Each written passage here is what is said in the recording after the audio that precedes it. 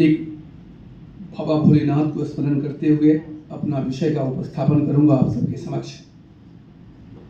यस्यांगे च विभाति भूधर सुता देवापगा मस्तके भाले बाल विधुर्गले च गरलम् यस्योरसी व्यालरा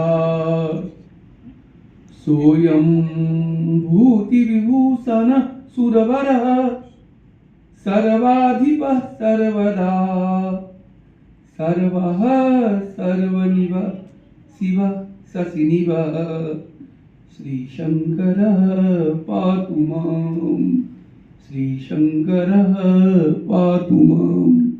गुरुर्ब्रह्मा गुरुर्विष्णु गुरुर्देवो महेश्वरा गुरु साक्षात् परब्रह्म तस्मै श्री गुरुवे नमः। श्री गुरुचरण कमलेभ्यो नमः।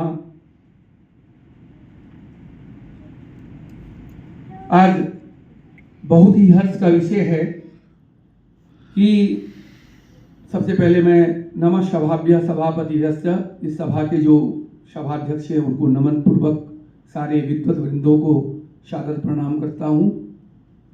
आज बहुत हर्ष का विषय है कि मलेशिया जैसे क्षेत्र में IVF के द्वारा जो ये आयोजन अंतर्राष्ट्रीय ज्योतिष सम्मेलन का आयोजन किया गया, दिव्या जी, मनीष जी, इनको मैं बहुत बहुत साधुवाद, हार्दिक आशीर्वाद और शुभकामनाएं प्रेषित करता हूं।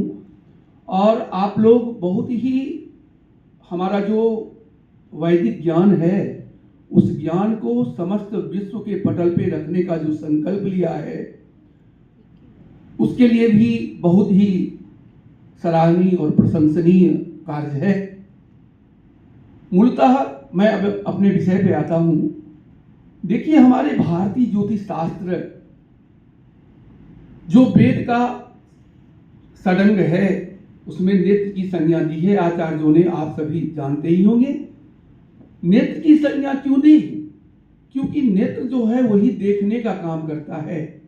तो ये कुछ भी सांसारिक चीजों को, गणित को, कुछ भी चीजें हैं, वेद भी पढ़ेंगे, विद ज्ञान है, कहा गया वेद तो ज्ञान है, ज्ञान की भंडार है और उसको पढ़ने के लिए हमें नेत्र की आवश्यकता है। इसलिए हमारे आचार्यों ने, हमारे ऋषियों ने, हमारे महर्षियों ने ज्योतिष शास्त्र को नेत्र की संज्ञा दी। अब हम देखते हैं कि आजकल जातक ग्रंथों पे बहुत काम होता है। हमारे ज्योतिष शास्त्र की 3 स्कंध मानी गई, सिद्धांत, संहिता और होरा। जहां सिद्धांत में हम खगोलीय आकाशीय ग्रह गणितों का आनयन करते हैं, तो वही संहिता ग्रंथ में हमें आचार्यों ने प्रकृति को देखने का, प्रकृति में होने वाले तमाम शुभाशुभ फलों का ज्ञान प्राप्त करने का भी आधार दिया है। तो होरा ग्रंथ में जातकों के ऊपर, जातकों पे, मनुष्यों पे क्या प्रभाव पड़ेगा इसका आधार दिया है।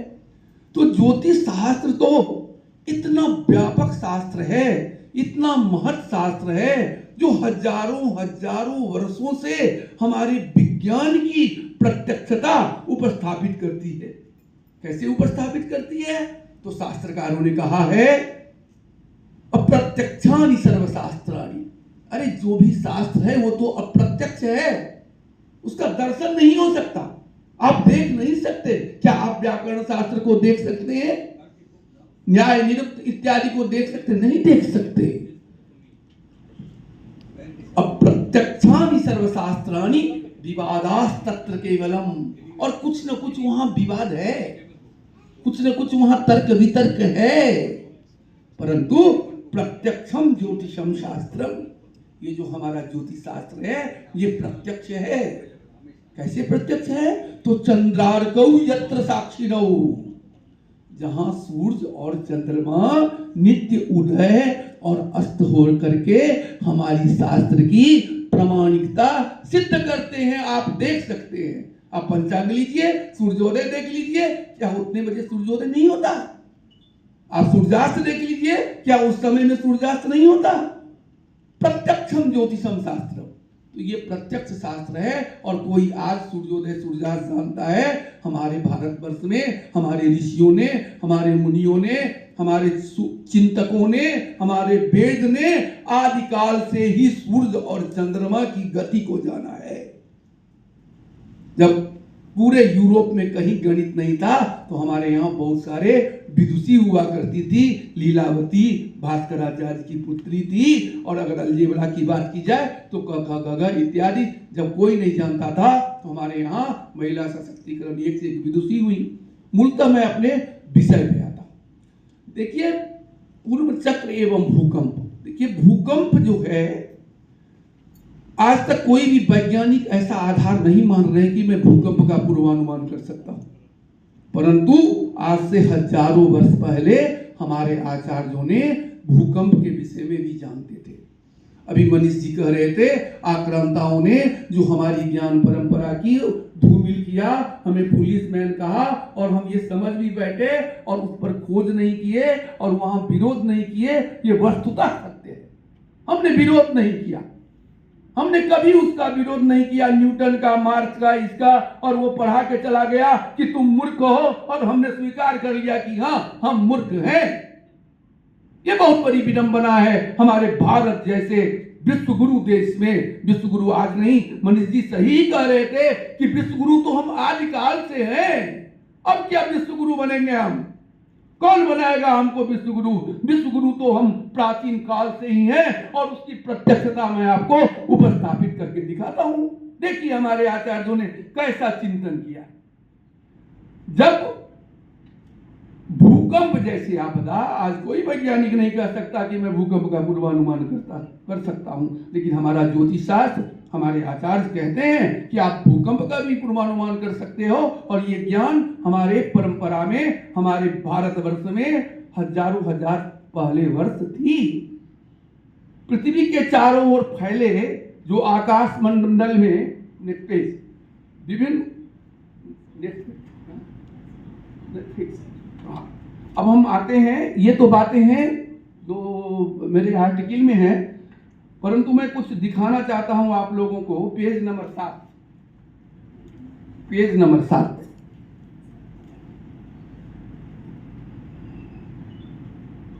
ये देखिए कूर्म चक्र। ये बराहमिहिर ने कूर्म चक्र का उपस्थापन किया है। अब बराहमिहिर ने ये कूर्म चक्र कैसा बनाया? ये कूर्म चक्र बराहमिहिर के ग्रंथ में भी है, नरपति जयचर्या में। अभी स्वर शास्त्र की बात कर रहे थे स्वामी जी। अगर कूर्म चक्र नरपति जयचर्या ग्रंथ में भी है, बल्लाल सेन अद्भुत सागर, जितने भी संहिता के ग्रंथ हैं उस ग्रंथ में ये कूर्म चक्र का उपस्थापन है। आप जानते हैं हमारे यहाँ ऐसे भी लोग कहते हैं जो ज्ञानी नहीं है कि ये पृथ्वी किस पे टिका हुआ है। सब कहते हैं कूर्म पे टिका हुआ है, कूर्म पे। ये कूर्म क्या है? कछुआ। कछुआ पे ये पृथ्वी है। ऐसा पुराणों में, ग्रंथों में उद्धरण पढ़ने को मिलता है कि ये समस्त पृथ्वी कछुआ पे है, कूर्म पे है। अब यहां देखिए, ये इस कूर्म चक्र में पूर्व दिशा में, चूंकि नक्षत्र विद्या थी पहले, नक्षत्रम नाम ज्योति तद विज्ञार्थम जदा अनुशासनम क्रियते तत्खलु ज्योतिषम। ज्योतिष शास्त्र नक्षत्र विद्या, नक्षत्र के आधार पे ही समस्त ज्योतिष शास्त्र है। नक्षत्रम नाम ज्योति, नक्षत्र को ज्योति कहा गया। नक्षत्रम नाम ज्योति तद विज्ञार्थम जदा अनुशासनम जदा अनुशासनम क्रियते तत्खलु ज्योतिषम। तो ये ज्योतिष शास्त्र हुआ। हम नेक्स्ट कहेंगे तो आपसे, ये ज्योतिष शास्त्र हुआ। अब हम आपको आप देखिए कूर्म चक्र, पेज नंबर 7। इस कूर्म चक्र में पूर्व दिशा में 3 नक्षत्रों को लिया गया, आर्द्रा, पुनर्वसु, कुख्य। हाँ, उसके बाद चलिए अग्निकोण, अश्लेषा, मघा और पूर्व फाल्गुनी। अग्निकोण 3 नक्षत्र स्वामी हुआ अग्निकोण का। अब दक्षिण में देखिए तो हस्त और चित्रा, ये दक्षिण दिशा में हस्त चित्रा नक्षत्र को ऊपर स्थापित किया गया। उसके बाद नैऋत्य कोण में देखिए तो स्वाति, विशाखा और अनुराधा, ये 3 नक्षत्र। फिर पश्चिम में आइए तो देखिए ज्येष्ठा, मघा और पूर्व फाल्गुनी को हमारे आचार्यों ने उपस्थापित किए हैं। वायव्य कोण में उत्तर वायव्य कोण में श्रवणा, धनिष्ठा और उत्तर फाल्गुनी, ये 3 नक्षत्रों को वायव्य कोण में। उत्तर दिशा में शतभिषा और पुनर्वसु, ये 2 नक्षत्रों को उपस्थापित किए हैं उत्तर में। और ईशान कोण में रेवती, अश्विनी, भरणी, ये कुर्म चक्र हुआ। अब ये कुर्म चक्र की महत्ता क्या है? तो आचार्य कहते हैं कि अगर हम कोई भी प्राकृतिक आपदा को जानना चाहेंगे कि प्रकृति पे कोई भी आपदा, भूकंप, झंझावात या कोई भी आपदा, सुखाड़, जितने भी आपदा हैं, उस आपदा का अगर परिशीलन करना चाहेंगे तो उसमें ये कुर्म चक्र आधार होगा। अब ये कुर्म कैसा है? तो इसको हम गृह कुर्म बना लें अगर, घर के कुर्म, तो मैं इस घर में किस साइड में कब क्या घटना घटेगी इस नक्षत्र के आधार पर जान सकते हैं। इसको ग्राम कुर्म बना लें तो गांव में क्या प्राकृतिक आपदाएं किस दिशा में आएगी उसका हम पूर्वानुमान कर सकते हैं। अगर इसको हम राज्य कुर्म बना लें तो पूरे राज्य में कैसी व्यवस्था किस दिशा में आएगी उसका हम पूर्वानुमान कर सकते हैं। अगर उसको हम राष्ट्र कुर्म बना लें तो पूरे देश में इस कुर्म के आधार पर किस दिशा में समस्याएं आएंगी, भूकंप आदि आपदाएं आएंगी, इसका हम विचार कर सकते हैं। और ये कुर्म को अगर हम ब्रह्मांड कुर्म बना लें तो संपूर्ण विश्व में किस जगह पे कौन सी आपदाएं आएंगी, इस आपदा का हम विचार इस कुर्म चक्र से कर सकते हैं। और ये आचार्यों ने आज से 2000 वर्ष पहले ये ज्ञान हम लोगों को प्राप्त कराया। हमारे ग्रंथों में बराहमिहिर का बृहत संहिता, अद्भुत सागर, आचार्य लगद का लगद संहिता, भद्रबाहु संहिता, बराहमिहिर का मयूर चित्रक आदि ग्रंथों में आप पढ़ सकते हैं, देख सकते हैं। आवश्यकता है इस चीज को समझने का कि हम जहां कुंडली देखते हैं हम तो ऐसे खगोल और ब्रह्मांड विज्ञान को जानते हैं जिससे इन आपदाओं का आकलन हम कर सकते हैं। अब नेक्स्ट पेज नंबर 12। अब देखिए पेज नंबर 12, हाँ 12,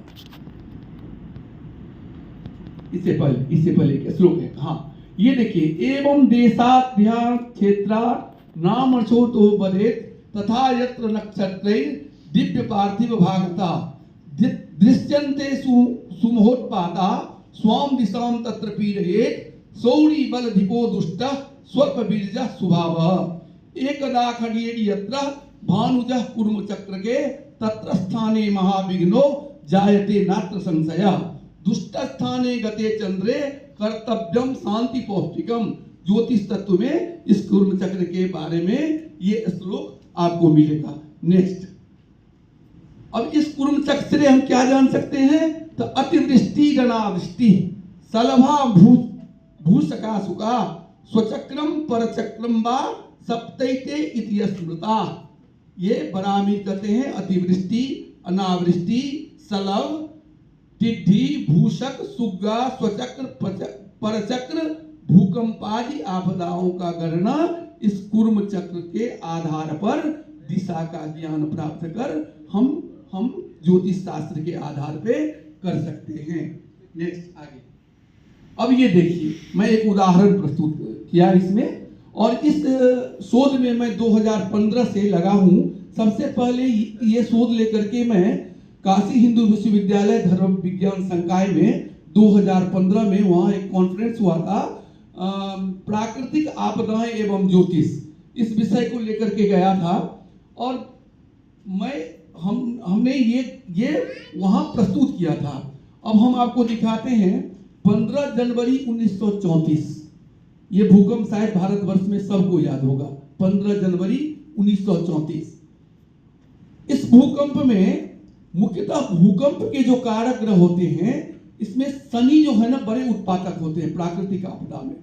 शनि, तो शनि को हमें जानना होता है कि शनि का स्थिति कैसा है, शनि का योगा योग कैसा है, शनि का बल कैसा है, शनि कैसे हैं और शनि कहाँ अवस्थित हैं, और शनि के द्वारा ही ये उपद्रव प्राकृतिक आपदाएं आती हैं। ये देखिए 15 जनवरी 1934 ईस्वी में नेपाल हुआ था और समस्त उत्तर भारत में ये बहुत बड़ी भूकंप हुआ था जो इतिहास में आज भी दर्ज है। अब यहाँ पर देखिए मंगल, राहु, शनि और सूर्य मकर राशि में अवस्थित हैं और यहाँ ये तीन ग्रह उत्पात के कारक होते हैं, मंगल, राहु और शनि, और इनके युति से और कुर्म चक्र को देखेंगे तो उत्तर दिशा में शतभिषा नक्षत्र का उदय हो रहा था। तो ये मंगल, राहु, शनि ने उत्पात किया, उत्तर केंद्र बना और भूकंप आ गई। ये 15 जनवरी 1934 ईस्वी में नेपाल उत्तर केंद्र होकर के ये बहुत बड़ा भूकंप आया था। नेक्स्ट, और नीचे अब ये देखिए दूसरे उदाहरण, गुजरात का भूकंप 2001 ईस्वी में 26 जनवरी को आया था भूकंप गुजरात में। अब यहाँ देखिए, यहाँ भी वही चक्र है, शनि जो है शनि गुरु की युति है, मंगल बैठा हुआ है 7वें स्थान में, राहु जो है पंचमस्थ है, और आचार्यों ने जो ग्रह का उपस्थापन ग्रह की युति बताई, उस युति से देखिए तो मंगल और शनि, मंगल की दृष्टि पड़ रही है शनि पे, मंगल की 8वीं दृष्टि से मंगल शनि को देख रहे हैं। तो कोई भी क्रूर ग्रह, पापक ग्रह जैसे राहु, मंगल, शनि इत्यादि जो ग्रह हैं, तो कभी कभी सूर्य केतु की भी युति होती है, तो ये युति से भूकंप आदि या प्राकृतिक आपदा आई। और 26 जनवरी 2001 को 8:50 में कच्छ में भूकंप आया, जिससे समस्त भारतवर्ष बड़ा शोकाकुल हो गया। बहुत जबरदस्त भूकंप ये आया था कच्छ में, उसका ये उदाहरण प्रस्तुत है। आगे उसके बाद ये विषय लेकर के मैं, ये आप अखबार में देखे होंगे कि मैं 17-18 जनवरी 2015 को ये पेपर मैंने प्रस्तुत किया था, और वहां अग्रिम भूकंप के लिए भी मैंने भविष्यवाणी की थी कि आने वाले समयों में इस अवधि में पुनः भूकंप आएगा, इस अनुसंधान के आधार पर। और देखिए 24 जनवरी 2015 को 11:41 में नेपाल क्षेत्र हुआ और भूकंप आया, और ये पेपर का आप कटिंग देख सकते हैं, इसमें लगा हुआ है। और जो प्रेडिक्शन किया था 17-18 फरवरी को काशी हिंदू विश्वविद्यालय धर्मविज्ञान संकाय ज्योतिष विभाग में मैंने आगे का भविष्यवाणी किया और वो सत्य प्रतीत हुआ। दूसरा उदाहरण आगे ये देखिए, उसके बाद हमने एक पत्रकार को बताया कि भाई साहब ऐसे ऐसे भूकंप आने वाली है। बोले कि राजनाथ जी ये न्यूज मैं प्रकाशित नहीं करूंगा। क्यों? क्योंकि अगर भूकंप नहीं आई तो आपके ऊपर बहुत सारे केसेस हो सकते हैं, या बहुत सारे गुमराह करने के एवज में, क्योंकि आज तक कोई बताया नहीं और आप कह रहे हैं कि इस अवधि से इस अवधि में भूकंप आएगी और आपके ऊपर कुछ कानूनी कार्रवाई हो सकती है। मत छापिए। जब भूकंप आया, क्योंकि मैं उनको सूचित किया था और उनका कुर्सी डोला, तो सब उसके बाद हमसे फोन करने लगे। और देखिए दैनिक भास्कर है 29 अप्रैल 2015 का, मेरा ये भविष्यवाणी है, अभी और झटके का आसार पर खतरा नहीं। हाँ, ज्योतिष खगोलीय विज्ञान के अनुसार भविष्य में पटना को भूकंप से नहीं होगी क्षति, 15 जुलाई तक आपदाओं का योग। नेक्स्ट,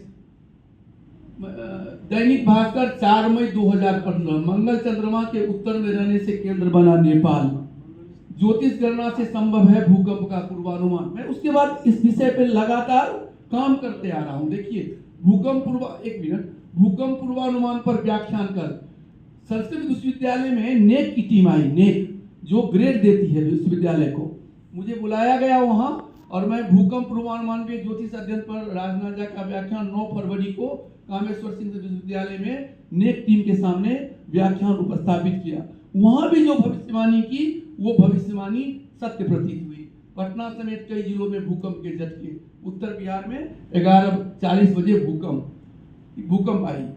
नेक्स्ट 1 मार्च से 14 मार्च 2016 तक भूकंप का भविष्यवाणी किया था, 28 मार्च से 14 अप्रैल तक और 22 मई से 18 जून 2016 तक। ये भी भविष्यवाणी का जो समय था, इस समय में उत्तराखंड में भूकंप आई, उत्तराखंड केंद्र बना और संपूर्ण दिल्ली वगैरह हर क्षेत्र में भूकंप के झटके महसूस किए गए। आगे फिर मैंने कई बार सरकार से भी निवेदन किया, राज्य सरकार से या केंद्र सरकार से, कि ज्योतिष पूर्वानुमान से संभव है आपदा से बचाओ, जान माल की रक्षा, राजनाथ, मतलब ये कई बार मैंने मांग कर चुका कि अगर हम लोगों के भारतवर्ष में या कहीं पर भी सरकार समुचित एक शोध केंद्र का व्यवस्था करे तो हम केवल ये ज्योतिष शास्त्र से केवल जातक को ही नहीं अपितु भूकंप जैसे या और भी बहुत सारे प्राकृतिक आपदाएं हैं, जिन आपदाओं का पूर्वानुमान लगाकर जनमानस को बचाया जा सकता है। और ये अंतर्राष्ट्रीय मंच में से मैं ये कहना चाहूंगा कि एक वेधशाला का निर्माण ऐसा हो जिसमें मौसम वैज्ञानिक और ज्योतिष शास्त्र के जो सिद्धांत संहिता के ज्ञाता है, उन दोनों का अगर समन्वय एक साथ बैठा करके अगर पूर्वानुमान, प्राकृतिक आपदाओं का पूर्वानुमान किया जाए तो अक्षरशः शक्य होगी। आप देख सकते हैं हमारे यहाँ हर राज्य से पंचांग का निर्माण होता है और उस पंचांग में भाद्र मास फल, चैत्र मास फल, ज्येष्ठ मास फल इत्यादि दिए रहते हैं। उसके बाद पंचांग में स्त्री योग, स्त्री चूचुंग योग, वर्षा के विषय में बहुत सारे भविष्यवाणियां की रहती है। हमारे पंचांगकार, हमारे गणितज्ञ, ज्योतिष वैज्ञानिक लोग पंचांगों में किए रहते हैं। आप एक शोध कीजिए, देखिए कि अखबारों में मौसम से संबंधित या प्राकृतिक आपदाओं से संबंधित बहुत सारे भविष्यवाणियां होती है और पंचांग, ये दोनों का अगर तुलनात्मक अध्ययन करेंगे तो आज भी हमारे पंचांगकार जो भविष्यवाणी मौसम को लेकर के और प्राकृतिक आपदाओं को लेकर के करते हैं वो 80% सत्य मिले, 80% सत्य होगा। जबकि करोड़ों रुपया मौसम वैज्ञानिकों के लिए खर्च किया जाता है, हर जगह केंद्र है, हर जगह सुविधाएं हैं, परंतु वहां से अभी भी अगर कहिएगा कि कोई भी प्राकृतिक आपदा या वर्षा के विषय में जो भविष्यवाणी होती है वो सटीक नहीं होती। तो क्यों नहीं हमारे यहाँ या विश्व में कहीं भी ऐसी एक शोध केंद्र बने जहां आधुनिक मौसम वैज्ञानिक और खगोलविद, ज्योतिष, एस्ट्रोलॉजर, ये दोनों मिलकर के संयुक्त तत्वावधान में अगर प्राकृतिक आपदा और मौसम विज्ञान का शोध करेंगे तो अक्षरशः हमारा ज्योतिष शास्त्र जो ऋषियों का शास्त्र है, मनीषियों का शास्त्र है, हमारे भारतवर्ष का आदर्श है, हमारी ज्ञान परंपरा का नींव है, विज्ञान की ज्ञान परंपरा का आधारशिला है, वो आधारशिला आज भी उसी तरह अक्षुण्ण, सत्य और अपने को प्रमाणिक सिद्ध करता है, ऐसा मेरा विश्वास है। बशर्ते हम सबों की जरूरत है कि उस वैज्ञानिक दृष्टि से, उस वैज्ञानिक सोच से हम